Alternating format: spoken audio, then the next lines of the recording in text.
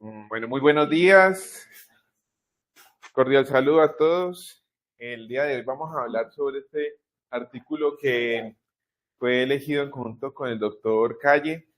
Es un artículo que nos viene a colación debido a que definitivamente queda en un vacío el manejo todavía de algunos niños, las recomendaciones, sobre todo aquellos que tienen pérdida auditiva y que aparentemente no están comprometidos clínicamente por la infección congénita por citomegalovirus. Entonces, tengamos en cuenta la introducción principal de este artículo, los datos más importantes. Es la causa principal de pérdida auditiva neurosensorial en el mundo y que existe unas secuelas que es difícil de valorar, pero que están descritas claramente, como son la discapacidad intelectual, problemas neurológicos, oftálmicos, de comportamiento. Usualmente, cuando hay síntomas, se pueden encontrar síntomas como petequias, hepatosplenomegalia, microcefalia, pero el 85% de los pacientes son asintomáticos y estos son los que aportan la mayor carga de enfermedad al ser 13.5% de ellos tener realmente secuelas y tienen un diagnóstico tardío. ¿Qué justifican en este trabajo de investigación? Es importante decir que el trabajo de investigación es realizado en Holanda por un grupo de investigación universitario, pero con registro nacional. Y ellos encuentran que hay solamente 2 estudios aleatorizados, ensayos clínicos aleatorizados previos, pero especialmente relacionados con el primer mes de vida. Como lo podemos ver en el título, aquí vamos a hablar sobre lactantes, pero esto ¿por qué incluye neonatos? Porque realmente es importantísimo que se tome la muestra en la época neonatal para poder tener realmente este diagnóstico. Entonces, en estos estudios previos hacían que había un efecto a favor en el largo plazo, podían mostrar datos, sin embargo, en lactantes no hay información clara. Cuando estaban desarrollando este estudio, y lo van a explicar posteriormente, se estuvieron realizando otros estudios, pero tuvieron que ser suspendidos. ¿Qué objetivo tenía este trabajo en general? Investigar si este tratamiento puede prevenir el deterioro de la audición. Audición. Este es el objetivo que van a desarrollar en niños con pérdida auditiva y citomegalovirus congénito clínicamente inaparente o asintomático. ¿Cómo se llama este estudio? Inicialmente se llama Congenital Cytomegalovirus Efficacy of Antiviral Treatment in a Randomized Trial, CONCERT. Inició en septiembre de 2012 con un modelo de un estudio de ensayo clínico aleatorizado, utilizando pues como base la Universidad de Leiden en Holanda, y básicamente lo que estaban buscando era tomar los pacientes a través de el uso de la prueba de sangre que se le toma de talón a todos los recién nacidos en su primera semana de vida. Allá le hacen tamizaje a todos, entonces se toman las muestras, se dejan en talón seco, en papel seco, y pues la idea era utilizar esto como muestra original. ¿Cómo hacían? Pues a través de estas muestras tomaban 3 PCRs y si alguna de estas PCRs eran positivas, entonces se buscaba revalidar el resultado con otra muestra a la cual se le volvía a hacer una PCR, pero esta vez en tiempo real, y con esto buscando realmente establecer si había o no una presencia de citomegalovirus en sangre de talón en la primera semana de vida. Sí, señor. Para analizar el objetivo de estudio respecto a la pregunta pico, ¿no? A ver si la responde. Ajá. Entonces, si lo hacemos en la población, ellos lo hacen, son muy claros en decir, me vuelvo el objetivo, entonces lo dejan en niños, pero durante todo el artículo son muy claros que ellos van a abordar lactantes, que es su época de... Pero tomaron los datos.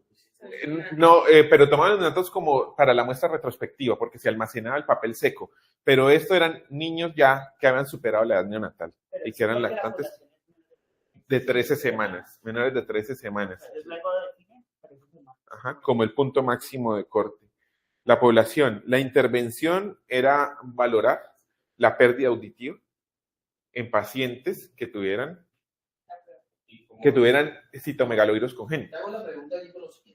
¿Faltas incluir? Ajá. ha disminuido sordera si uno lo usa en la etapa neonatal, digamos. Sí, señor. Ellos lo quieren colocar en niños más grandes. En niños más grandes. Entonces, el objetivo de ellos fundamentalmente es evaluar el efecto de valganciclovir en lactancia. Sí, esa es la intervención, sí. Ajá. Y el outcome es la pérdida auditiva. Claro, lo que buscaron es extender la terapia a lactantes para ver si eso impacta también un poco más con la pérdida auditiva, ¿no? Correcto. Entonces, lo que hemos visto es que cuando tú suspendes el valganciclovir, la carga viral rebota y vuelve a ir a aplicar. Entonces, lo que pareciera es que el valganciclovir lo requiere un poco más tiempo que lo que se está dando, que 6 semanas, 2 meses, bueno, en algunos casos 6 meses cuando es sintomático severo. En este caso fueron 6 semanas de tratamiento, pero la importancia aquí es que dan una ventana mayor de tiempo para el inicio del tratamiento a no solamente restringirlo al recién nacido. ¿Y ese cribado, doctor? Ese cribado es universal. Allá en Holanda a todos les toman prueba de talón, ni siquiera de cordón, sino prueba de talón. Y lo dejan en papel seco en un almacén especial que tienen en el sistema de salud. Entonces, a eso fue lo que accedieron. Es que los niños sin clínica de citomegalovirus. Sin clínica. Que ustedes tengan eso en cuenta, ¿no? Hay 2 formas de cribado, el cribado universal y el cribado seleccionado por factores de riesgo. El cribado universal es para todo el mundo, para todos los bebés que nacen. El costo-beneficio de esto no se sabe. Y hay un cribado específico que es para pacientes que tienen, por ejemplo, niños que nacen de mamás con VIH, para niños menores de 1.500 gramos y prematuros de menores de 35 semanas. Se les hace a ellos específicamente, ya que pareciera ser un poquito más costo efectivo para detectar CMV, porque son con los grupos de riesgo. Eso siempre que pues, no se sabe exactamente cuál sería la mejor estrategia. Correcto. Y la comparación es un grupo control al cual no se le realiza intervención. Entonces, población, intervención, valganciclovir, comparación sería un grupo control y el outcome sería el resultado de la valoración auditiva, qué tanto había de diferencia en la valoración auditiva después de un seguimiento que se le realiza a los pacientes. Pero esto no queda así como pregunta pico en el objetivo descrito, ¿no? O sea, si lo vamos a... Todo esto es por la construcción de todo el artículo, o sea, está escrito a lo largo de todo el artículo, pero no está en la pregunta pico, bueno, en el objetivo. Artículos, traer lo que ellos colocan de objetivo, como lo redactaron, y determinar si está bien construido. Aquí está. No la citación de las Antes del método, del objetivo. Además, si miremos el método, Antes del método. antes de la introducción, Este. Investigar. Ya fuera donde el valganciclovir tratamiento pudiera prevenir el deterioro de la pérdida auditiva. Una redacción que queda mucho más estilística, pero que cuando uno lo ve con la pregunta pico específica, pues faltan cositas. Sí, no tiene todos los detalles. Uno sabe, porque ya se lee el artículo, todos los detalles. Muy bien. Entonces, inicialmente, como lo decía, ellos realizan el diseño de un ensayo clínico aleatorizado. Y este reclutamiento, la idea era que se realizara en pacientes de forma que fuera unos para el grupo de tratamiento, para el grupo de control. Sin embargo, y después de una aleatorización 1 a 1 que fuera computarizada. Sin embargo, tuvieron que suspender un año después el protocolo de aleatorización, el ensayo clínico y revalidar cómo iban a captar los pacientes debido a que la preferencia de los pediatras y la preferencia de los papás era darle tratamiento. O sea, no querían quedar en el grupo sin tratamiento porque había una brecha de oportunidad. No era cegado inicialmente, doctor. No, igual, es que si era cegado la aleatorización de tratamiento, sí, como lo habían planteado inicialmente, pero es que los papás dijeron, no, si hay chance, al parecer, no lo describen claramente, solo dicen que por preferencia de los pediatras y los papás querían todos tratamiento, entonces decidieron suspender la aleatorización. Entonces, esto posteriormente va a repercutir en los resultados finales porque ese balanceo que se había propuesto 1 a 1 en la aleatorización se pierde. Y la forma de captar. La suspensión del estudio en beneficio de los pacientes que quieren tratamiento por parte de sus padres y pediatras evitan que podamos ver el outcome final, que realmente es saber si no recibieran tratamiento, esa pérdida auditiva se va a generar o no. Pues por lo menos con el mismo Con peso ese estudio. metodológico que fuera Y ellos aleatorizado. lo justifican, ¿no? Dicen, no, nosotros calculamos un tamaño de muestra que es para 40 pacientes de acuerdo a Así, ya lo vamos a ver, lo de y la... lo describen y dicen, bueno, al final de cuentas sí completamos el tamaño de muestra. Pero cuando yo llegué a esta parte del estudio, ya realmente leí como con mayor incredulidad los resultados finales. Yo creo que más allá de no donde lo leímos, sino realmente en la metodología está el objetivo primario. Y que no lo revises porque ellos sí solo lo... Ah, no, es que ese es el objetivo general y los objetivos o los resultados esperados. Es el resultado esperado primario y secundario. No tanto como objetivo, sino como resultados esperados. Sí, los pongo ahorita. Hay una lección que queremos hacer es mirar la revista. Esa revista... No, ya la busqué en Simago, doctor. No está en Simago. The Journal of Pediatrics fue fundada en 1938, más o menos. Tiene un CIT score de 4.9, que es la nueva forma en que el Xavier está midiendo los artículos. Si lo medimos, por ejemplo, con Frontiers in Oncology, Frontier in Oncology tiene 6.2. Entonces, este 4.9 no es tan bajo, pero es que la cantidad de artículos que están valorados en 2023 para calificarlo como 4.9 no son más de 50 artículos. Entonces, y en SiteScore solamente hay como 500 revistas. Entonces, realmente es como un nuevo score que están madurando porque no hay mucha información de comparación. En Simago no está y el Impact Factor no está publicado en la revista. The Journal of Pediatrics. Ajá, The Journal, pero mire que tiene más de, bueno, casi 100 años, 90 años de historia. ¿Sí está? ¿En qué categoría tiene? Ya te digo, profe. Sí, porque si es un buen journal. Sí, es una Uno. Okay. ¿Y la tiene? Ya tiene sí, porque nosotros casi todos lo leemos. No. Yo creo que... Son dos. Sí, de pediatras. Mira. Bueno, lo que estamos tratando, pues, que hacemos en conjunto, si están de acuerdo, es que hacemos la crítica, no tanto el resultado, porque el resultado vamos a mirar que ya hay una cantidad de controversia, sino porque lo publican. O sea, tiene que tener algún elemento de por qué lo publican y pasa por pares tan severos para estar en una categoría de una revista cool. O sea, lo que yo digo es que debe tener algo positivo bueno el trabajo. ¿En qué sentido? En que da alguna información que puede servir de base para muchas otras cosas. Y allí están probablemente las personas que lo publican. Por eso nosotros colocamos quiénes son. Es bueno que Investigué al autor principal. Ajá. Es un investigador de la microbiología en esta universidad. ¿Es clínico? No es clínico. Se dedica más a la investigación en el área de la microbiología. Tiene publicaciones relacionadas con infecciones congénitas, pero el ORCID de él, que está publicado, solo tiene 8 publicaciones. Entonces, cuando uno lo busca en referencia, tiene 112 citaciones, pero él solo tiene 8 publicaciones. Entonces, pero sí lo busqué también, doctor. Entonces, el estudio tuvieron que adaptarlo y le llamaron CONCERT 2.0. Ya entonces la elección se le iban a dejar a los padres.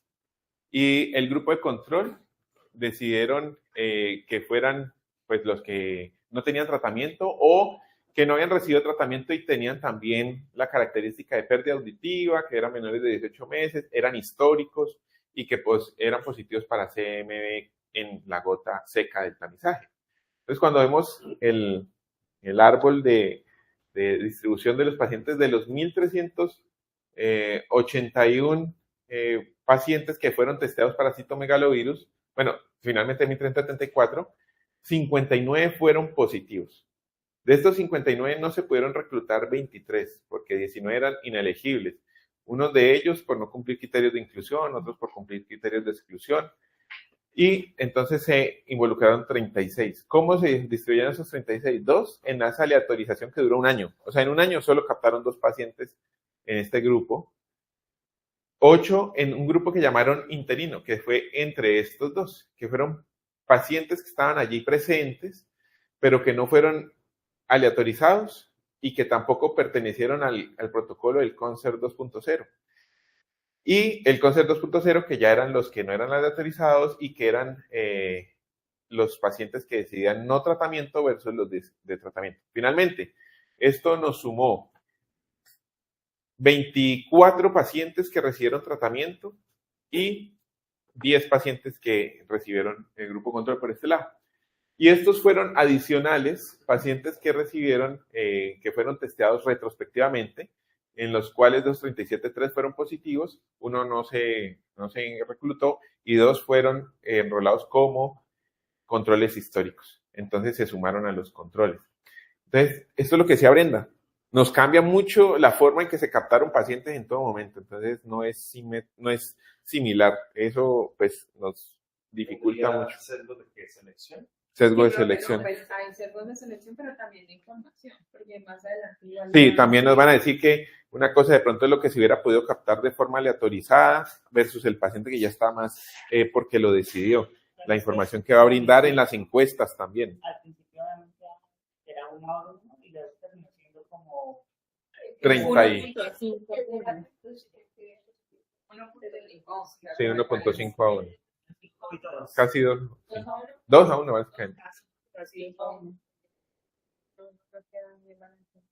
Bueno, y entonces, ¿cuáles eran en general al principio los criterios de inclusión? Pero pues no quiero detenerme aquí porque es en general, después no aclaran si en el CONCERT 2.0 conservaron exactamente. Yo asumí que sí. Yo asumo también que sí, pero no lo dicen claramente si hubo algún cambio en los criterios de inclusión, donde fueran, como lo decíamos, menores de 13 semanas a término, tuvieron peso adecuado, que tuvieron una pérdida auditiva unibilateral mayor a 21 decibeles entre la línea de base, en el momento de la línea de base o en cualquier momento, diagnosticados sin sospecha clínica previa. Así tuvieran síntomas, pero que el médico tratante no los hubiera detectado. Entonces, no es tanto que no tuviera los síntomas, sino que no se hubieran diagnosticado. Que tuvieran el consentimiento. Y el grupo histórico que les mencionaba eran menores de 18 meses, que tuvieran pérdida auditiva y citomegalovirus de diagnóstico de no, pero que fuera congénito, con la gota seca. ¿Y cómo se excluían? Si ya tenía signos posibles y pues estos signos hubieran sido detectados, que hubiera tenido tratamiento con antirretrovirales o inmunoglobulinas y que tuviera neutropenia al ingreso. Y eso es importante porque el desarrollo de neutropenia no era para retiro, simplemente era un grupo que se iba a vigilar especialmente como efecto adverso. Y si tenían signos pero no se han investigado por sus médicos tratantes, no excluía. Aquí es importante decir que estos pacientes estaban en el grupo de CONCERT y CONCERT 2.0, pero seguían yendo a su tratamiento con su médico de cabecera, su infectólogo de cabecera. O sea, eso no los excluía de recibir sus manejos que requirieran por su sistema de salud. Y ese grupo interino, cuando el tratamiento no fuera mayor a 6 semanas, es decir, ese grupo de pacientes que estuvieron entre la aleatorización y la no aleatorización y que fueron incluidos, pero que no llevaban más de 6 semanas de tratamiento de momento de la inclusión al estudio. Si tenían alteración en la neuroimagen, no se excluían. Y la mayoría, pues, como lo dicen los resultados, fueron alteraciones leves realmente. Y aquí es algo importante, que el tratamiento lo establecen con el peso al inicio, pero no se ajusta durante el tratamiento. Y esa formulación se le entregaba en la casa. Ya si desarrollaban neutropenia, se podía reducir la dosis o suspensión hasta que mejorara. Eso pasó en algunos casos. Y cuando se valorara de forma inicial, entonces iban a seguir su manejo por infectología, se les iba a hacer una historia clínica completa, y aquí es donde viene algo también que hubo dificultad en el tema de recolección de información, porque entonces en el grupo inicial se supone que iban a estar cegados los que iban a tomar todos estos datos. En el grupo de seguimiento, en el segundo CONCERT 2.0, pues no aclara si estos médicos que estaban evaluando esto estaban ciegos de la intervención o no. O sea, estaban enviando gente a evaluar a la casa o al consultorio a los pacientes y no aclara si estaban cegados o no en el CONCERT 2.0. Sí seguían cegados, pero eran como los psicólogos clínicos que van a hacer la evaluación. Sí, eso sí, porque se les hace una impedancio y se les hace en la evaluación de los 18-22 meses, además de un nuevo potencial de tallo, se les hace para poder establecer graves de lesión de leve, moderada, severa o profunda, se les hace también esa escala de Bailey, pero aquí hay un punto. La escala de Bailey que usaron es hablada y estos niños allá aprenden lenguaje de señas desde chiquitos. si tienen pérdida profunda auditiva y ya están siendo entrenados en lenguaje de señas, escala de Bailey no estaba diseñada para estos pacientes. Y estas evaluaciones estaban siendo grabadas para que después un psicólogo del desarrollo cegado lo viera a ver si opinaba lo mismo de la evaluación inicial. Entonces, hay ciego en algunas cosas, ciego en otras que no queda claro. Eso también a uno le dificulta estandarizar esa información. A los papás se les daban un cuestionario de 300 ítems que abordaban todos estos puntos, pero también preocupa, y eso lo vamos a ver ahorita en las conclusiones, es que pues el papá que sabe que le están dando tratamiento porque sabe que tiene citomegalovirus, pues seguramente va a tener una perspectiva diferente, está siendo abordado diferente por su grupo de tratamiento que el que no. Ahí está el sesgo de información, el sesgo de la evaluación al paciente que ya sabe el tratamiento, porque uno esperaría que los que tienen tratamiento muestren resultados más favorables hacia aquellos que reciben tratamiento comparados con los que saben que no están recibiendo tratamiento. Eso dificulta, pero bueno, también es difícil, por ejemplo, si lo analizamos desde el punto de vista ético, por ejemplo, si estamos en un paciente que está con una lesión auditiva, pues a ese paciente hay que intervenirlo y hay que abordarlo y hay que manejarlo.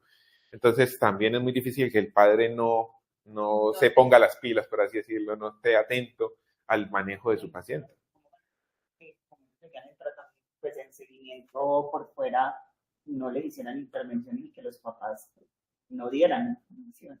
O sea, que el que tuvieran otro seguimiento ahí como paralelo, yo creo que también pues puede meter muchas cosas confusoras. Y es un cuestionario cero amigable con los papás. No, y de hecho lo declaran en la... Respondiendo un cuestionario de 300 preguntas, a las 100 ya uno va chequeando como por chequear. Estarían solos. Sí, se lo daban a los papás, se lo entregaban a los papás. No, teóricamente para ese tipo de ensayos clínicos, usted debería Asistido. tener una persona que explique, pregunta en el caso en el que tenga dificultad, pero el texto no lo explica. No, lo deja como a la idea de que se los entregaron a los papás para que lo resolvieran en casa. Entonces, en esa evaluación también se les hacía carga viral, a los que estaban en tratamiento, carga viral semanal por 7 semanas, y se les toma a todos, tanto el grupo control como grupo de tratamiento, muestras de orina en papel filtro semanal por 7 semanas y al final del tratamiento. Y el grupo interino, pues como es un grupo que estaba allí entre el aleatorizado y no aleatorizado, no se les midió carga viral, solamente fue como la detección inicial y sí se les realizaron las evaluaciones posteriores y además se tuvieron en cuenta exámenes solicitados que tuvieran por sus grupos de médicos tratantes en caso de toxicidad si estaban en grupo de tratamiento.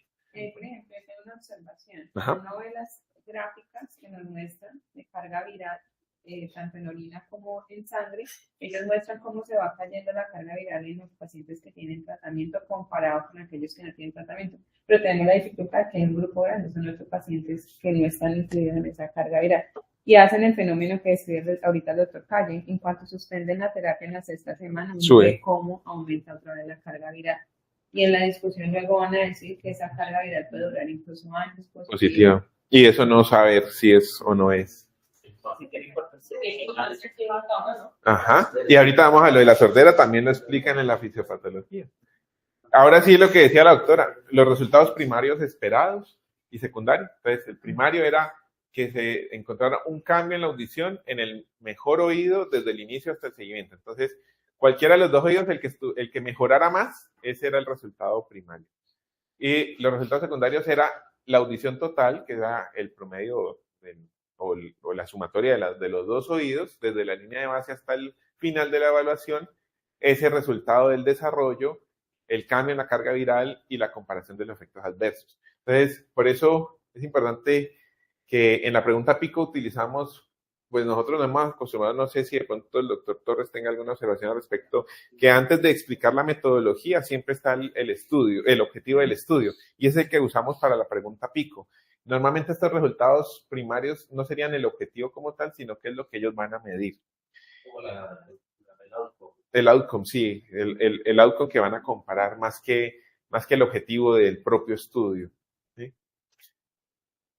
¿Cómo calcularon? Resulta que había un estudio previo parecido, como queriendo buscar algo similar en algunos pacientes, que era el estudio de Kimberlin et al., tratando de calcular la muestra con la prevalencia que ellos tuvieron, determinaron que 40 pacientes era suficiente para poder observar estos cambios. Sin embargo, esto era para el ensayo aleatorizado y conservaron el mismo tamaño de muestra a pesar de que cambiaron la metodología.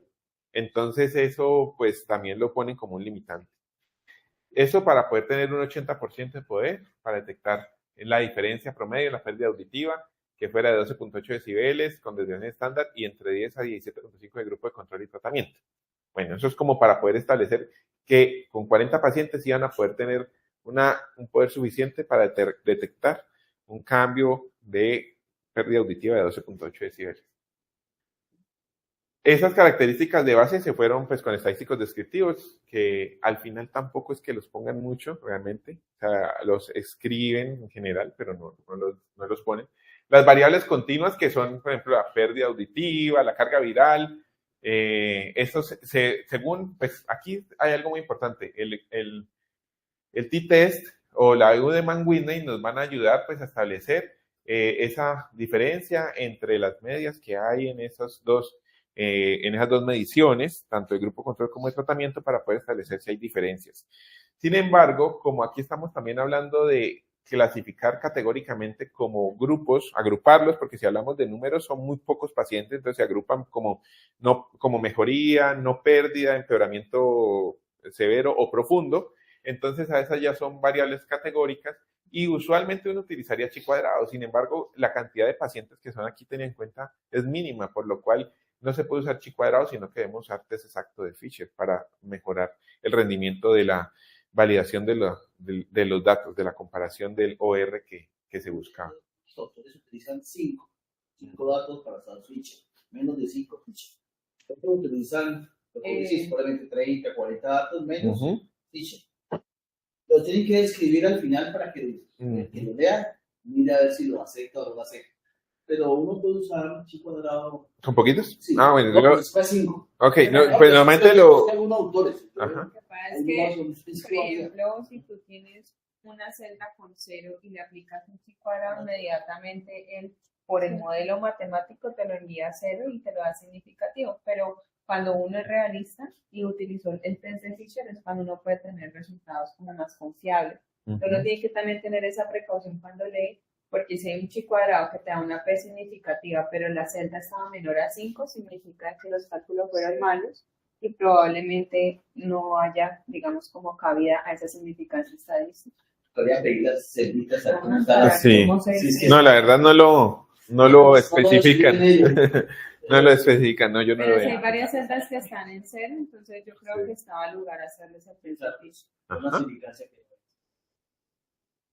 Y entonces se iba a analizar, como ya lo decía, el mejor oído por sujeto, con también funcional y pudiendo cambiar la lateralidad. Pues algunos pacientes inicialmente tenían, por ejemplo, un oído y terminaban con el otro más afectado. Y la audición total era la medición biológica y mostraba el resultado también para cada oído. Además, estos pacientes, además de decirlo de pérdida auditiva, como lo hemos visto como el resultado posible que era mejoría, como pérdida, no pérdida, como leve, severa o profunda, aquí también lo clasificaron por otras categorías de severidad, que era mejoría en audición, o sea, después del tratamiento o del control, del seguimiento había mejoría, un mantenimiento de audición normal, pérdida sin cambios, o deterioro auditivo. Esto para tratar de buscar, así lo describen. Esta palabra me pareció un poquito difícil, así como de decir, bueno, ¿qué es lo que buscan específicamente? Modelo proporcional de riesgo para datos categóricos y regresión lineal para datos continuos, porque finalmente la regresión lineal aquí no se puede realizar. En lo que yo tengo entendido es muy poco. Sí, las medianas con el valor de los decibeles que te di. Ah, ok. Continuos, sí, los decibeles. Y lo otro lo haces para las variantes categóricas. Sino que, pues, no sé si son tampoco, como lo decía también, por ejemplo, la carga viral, no todos se les midió carga viral, entonces eso es lo que a mí me genera también la duda de si al final... Es que yo lo que entiendo del estudio es que ellos quieren evaluar la audición. Ah, sí, sí, como... Ni la presencia o no del virus, porque la pregunta es para el infectólogo. Yo con carga viral alta en citomegalovirus diagnostico citomegalovirus. En un paciente que ya tiene citomegalovirus, yo lo estoy siguiendo a largo plazo. ¿qué tan útil es la carga viral? Es una respuesta que yo le he hecho de aquí de respuesta, no sé. Yo creo que ellos lo plantean que como que no tienen respuesta, no sé. Sí, no tiene claridad en si eso importa o no al final. Nosotros no sabemos cuánto, si te regaló un que dura años, ¿no? Uno la carga años de trabajo. El problema es saber qué tanto eso influye sobre la pérdida de autonomía. Yo creo que no, pero ellos lo plantean inclusive que no, por eso a mí me interesa la carga viral. O sea, si yo lo planteo, a mí no me preocupa la carga viral, me preocupa la nutrición, y es lo que ellos están allí ahora. Impacto directo del virus y su cantidad en cuánto impacta en la nutrición. Entonces, si vamos a eso, doctor, el objetivo se cumplió en ese Sí, artículo. por eso yo digo que sí se cumplió el objetivo. Yo no creo que no se haya cumplido. Lo que pasa es que si cambia el diseño un poquito, ese cambio de diseño pierde mucha validez interna del trabajo. que cambia la forma de recolección y no cambia nada. Pero me llama la atención porque es una cosa. Porque no hay más que podamos. Bueno, eso lo vamos a estudiar al final. Sí. Entonces, ¿Por qué lo publican en una... Pero eso la idea es discutir al final, pero sí quiero son reales que yo los alucelen para que ellos no, y sí, o sea, y pues es un vacío. No, está tratando de llenar un vacío de información que pues a todos nos compromete en el manejo. Entonces, el punto de corte, aquí también, pues sí, básicamente que ellos establecían que 20 decibeles era el punto de corte para decir que hasta allí era aceptable y después para ir de más de 20, o sea, 21 más era pérdida auditiva y que esa pérdida podía ser sensorineural o podía ser conductiva o podía ser mixta. Y había pacientes que ya habían llegado a implante coclear, porque ya pues rápidamente lo llaman implante coclear, y estos pacientes pues también los tuvieron presentes, solo que tuvieron que pues hacer unas descripciones adicionales. En ese grupo interino no se pudo hacer análisis post-hoc, pero esto era también excluyendo a los implantes cocleares y pérdidas severas y profundas. Y a veces no se registraba respuesta en el tallo, les hacían potenciales y no había registro. Entonces, ahí algo que explican es que la mejor medición que hayan tenido en ese caso, así les pusieron más de 90 decibeles, no había respuesta en el tallo, entonces llegaban hasta 90 decibeles como punto máximo, la peor medición. Y el desarrollo, también, bueno, esto ya, como hicieron el análisis estadístico, ya lo abordamos un poquito sobre las variables, cómo las hacían hacer, y que lo procesaran en IBM SPSS 25.0.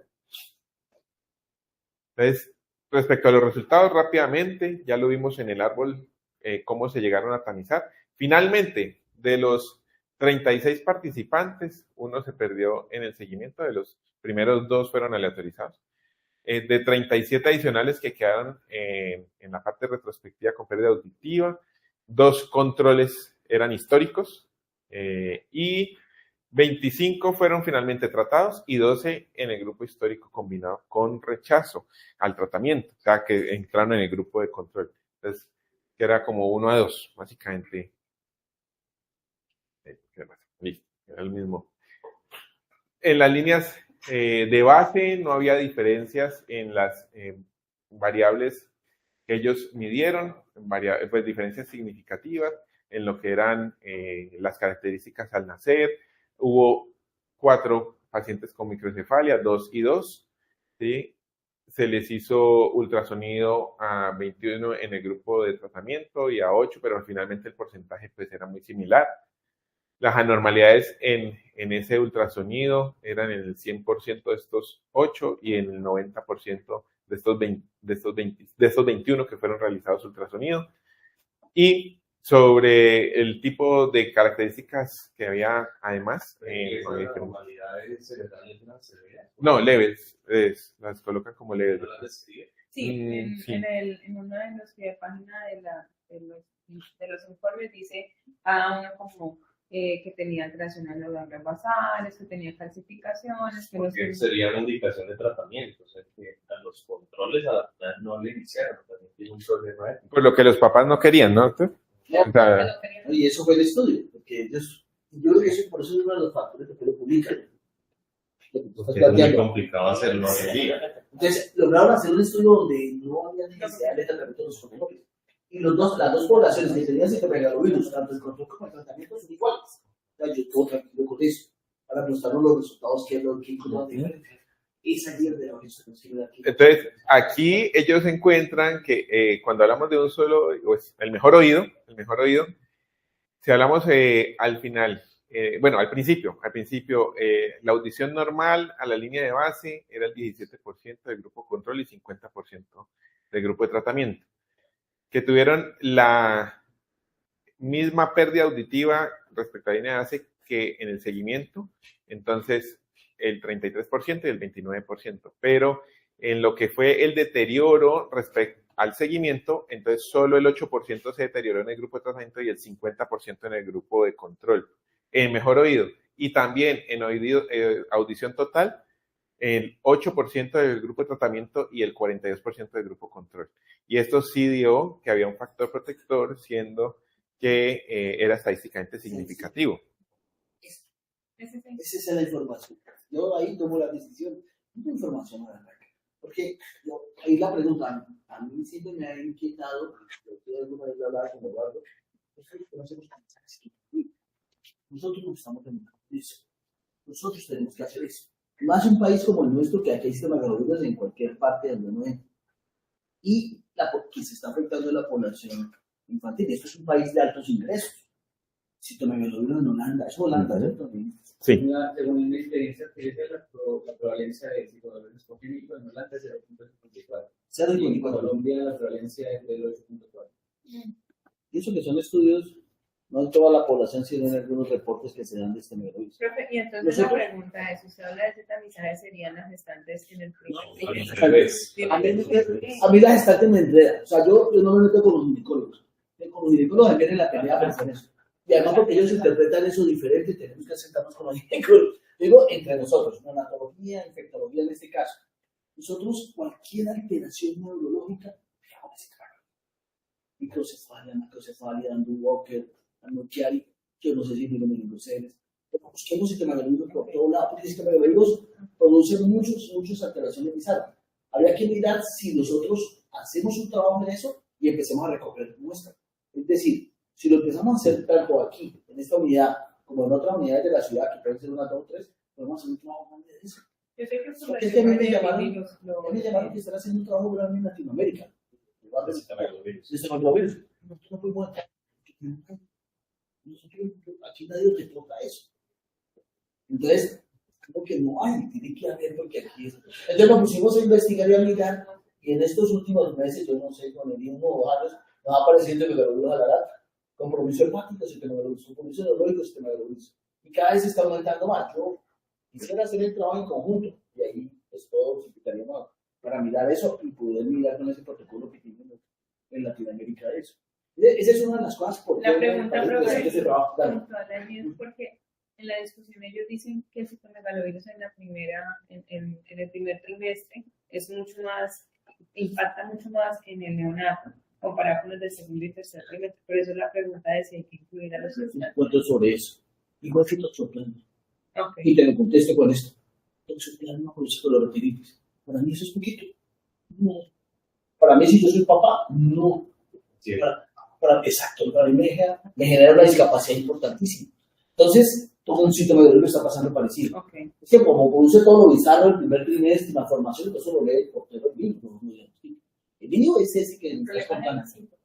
Asintomático, Sí. entre comillas, que se ve bien. Sí. Y ahí es importante que volvamos a discutir todo lo del tamizaje auditivo, porque eso es lo que hablan, que un tamizaje neonatal alterado obligatoriamente implica descartar citomegalovirus. Y no estamos haciendo tamizajes. Por el infectólogo sepa, ¿no? Pero no lo estamos haciendo intrahospitalario, que son los que requieren, que son las emisiones acústicas que se hacen al lado del paciente antes del alta, sino que los pacientes se nos van, porque nosotros les mandamos el tamizaje, se nos van, no sabemos cuántos se nos van, quién se lo revisa, y el que se lo revisa, si está alterado, tampoco le va a afectar.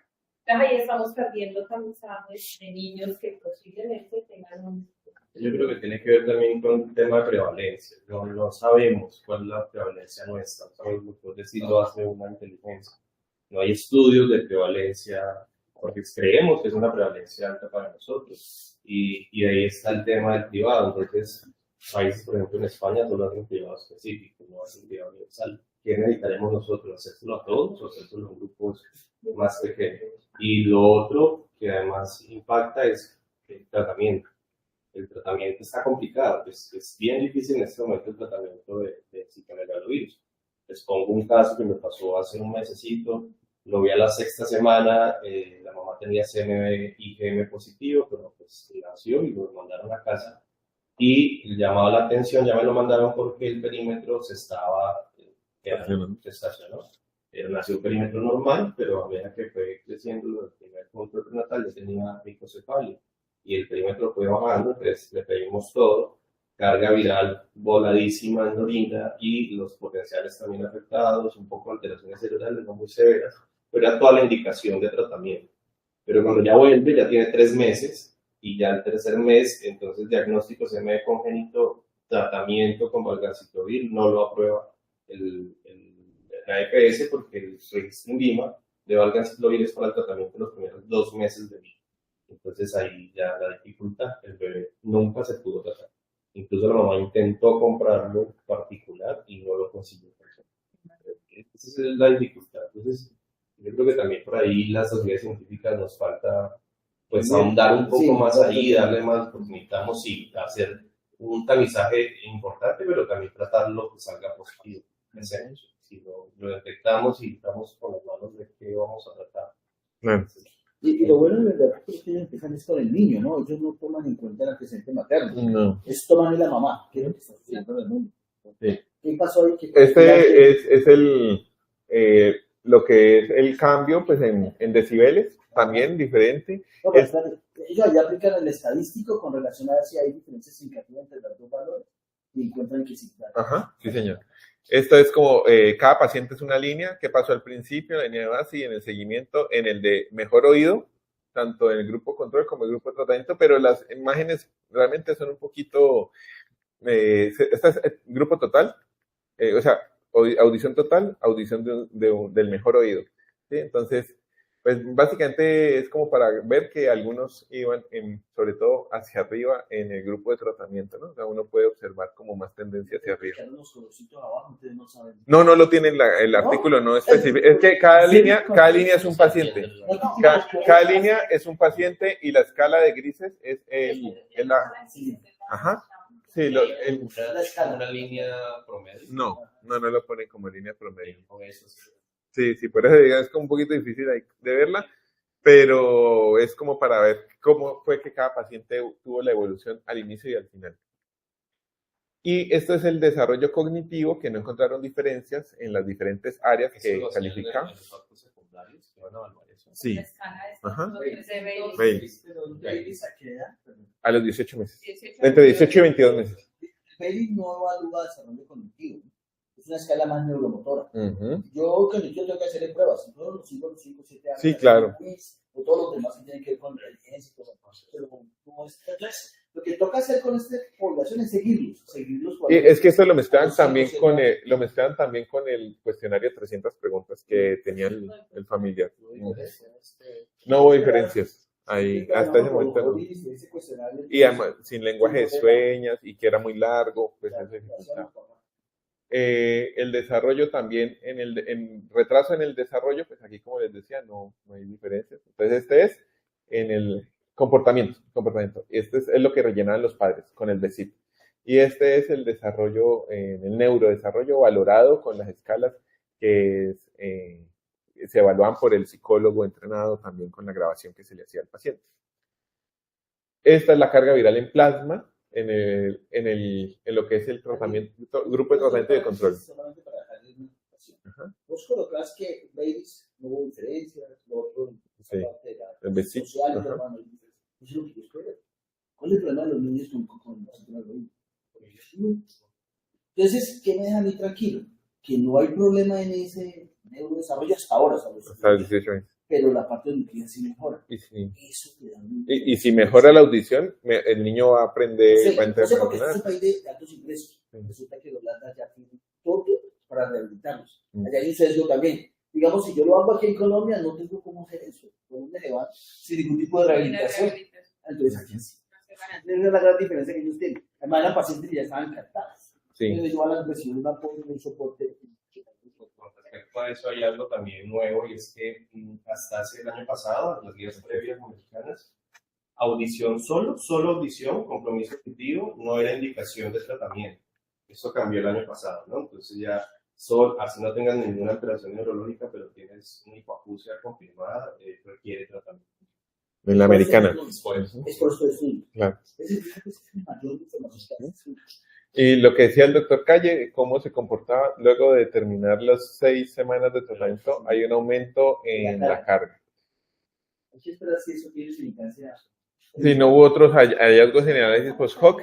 Y algo importante era lo que decía Brenda sobre cómo explicaban que incluso midiendo citomegalovirus en oído interno, no era posible determinar si era la presencia misma del virus o la respuesta inflamatoria la que podía llegar a generar la sordera sensorio-neural o neurosensorial. Entonces, lo que ellos discuten es que sí es claro el tratamiento en niños que tienen aparentemente enfermedad y que tienen compromiso del sistema nervioso central, y pues ahí hay un consenso aparente en no tratar a los asintomáticos, en lo que ellos discuten. La aleatorización de estos pacientes fue un reto, y entonces lo pongo en comillas porque tal cual fue como lo escribieron. Creemos que los datos de nuestro ensayo no aleatorizado proveen importante evidencia sobre el efecto del tratamiento con pérdida auditiva y citomegalovirus congénita clínicamente no aparente. Y pues hay otros estudios, como les decía, que estaban en desarrollo, algunos los suspendieron, según lo que describen, uno en Estados Unidos y otro en Israel, tuvieron que ser suspendidos en el curso del estudio y estaban siendo realizados al mismo tiempo que este. El tiempo de tratamiento, 6 semanas, pues hay algunos estudios que muestran que puede haber un mejor efecto en el tratamiento más largo de 6 meses, pero pues esta población tocaría ver qué pasa si se llevara 6 meses.